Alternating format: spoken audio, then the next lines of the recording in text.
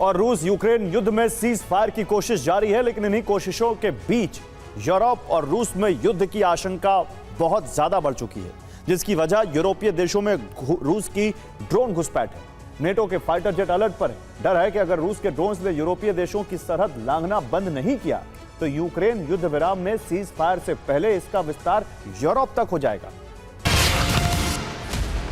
यूरोपीय देश ट्रंप के साथ मिलकर यूक्रेन में शांति के लिए प्लान बना रहे हैं, लेकिन जर्मनी से लेकर ब्रिटेन तक महाजंग का भय व्याप्त है।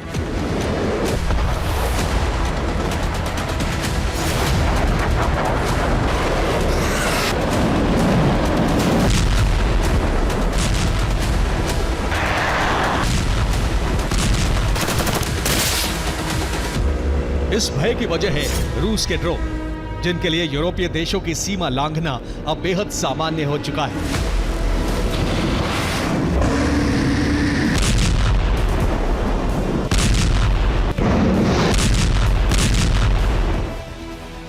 रोमानिया और मोल्दोवा में एक बार फिर रूसी ड्रोन नजर आए। रोमानिया में यूक्रेन से लगते बॉर्डर के पास ड्रोन देखे।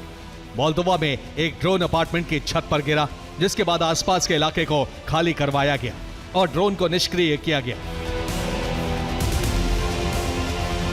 रोमानिया और मोल्दोवा में रूसी ड्रोन घुसपैठ ऐसे वक्त में बढ़ रही है जब नेटो देशों से लगते यूक्रेन के इलाकों को रूस टारगेट कर रहा है। माना जा रहा है कि रूस यूक्रेन पर हमले के बहाने यूरोपीय देशों की बॉर्डर सिक्योरिटी को जांच रहा है।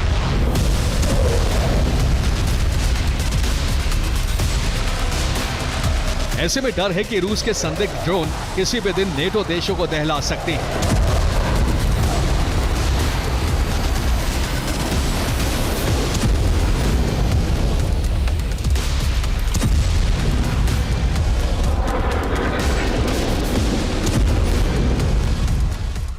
बीते 3 दिन में 2 बार नेटो को अपने फाइटर जेट उड़ाने पड़े। इन फाइटर जेट्स को रोमानिया बॉर्डर की निगरानी के लिए लगाया गया। हाल ही में रूस ने इस्माइल में ड्रोन स्ट्राइक की थी, जो डैन्यूब नदी से सटा है। इसके दूसरी तरफ रोमानिया का बॉर्डर है। रूस के कई ड्रोन रोमानिया के क्षेत्र में गिरे, जिसके बाद यहां नेटो के फाइटर जेट्स ने कमान संभाली।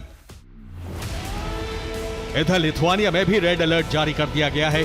लिथुआनिया में भय की वजह रूस का सहयोगी बेलारूस है।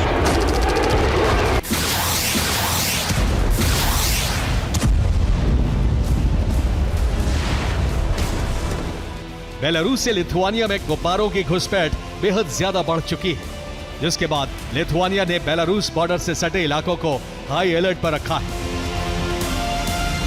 बीती रात बेलारूस बॉर्डर से कई गुब्बारों ने लिथुआनिया में प्रवेश किया। ये संदिग्ध गुब्बारे शाम 5 बजे से रात 2 बजे तक देखे गए। इन गुब्बारों की संख्या 40 से ज्यादा बताई जा रही है। लिथुआनिया ने अपने एयर रेड अलर्ट सायरन और ग्राउंड बेस्ड इंटरसेप्टर एक्टिवेट कर दिए हैं। साथ ही यूरोपीय देशों से बेलारूस के खिलाफ एक्शन की मांग की है। ऐसे में माना जा रहा है कि ब्रिटेन और जर्मनी जैसे देश बेलारूस के खिलाफ कड़ा कदम उठा सकते हैं। हालांकि यूरोपीय देशों के सामने इस वक्त बड़ी चुनौती डोनाल्ड ट्रंप और उनके प्रशासन का रुख है। ट्रंप प्रशासन ने संकेत दिए हैं कि अमेरिका यूक्रेन और उसके सहयोगियों की मदद से हाथ पीछे खींच सकता है।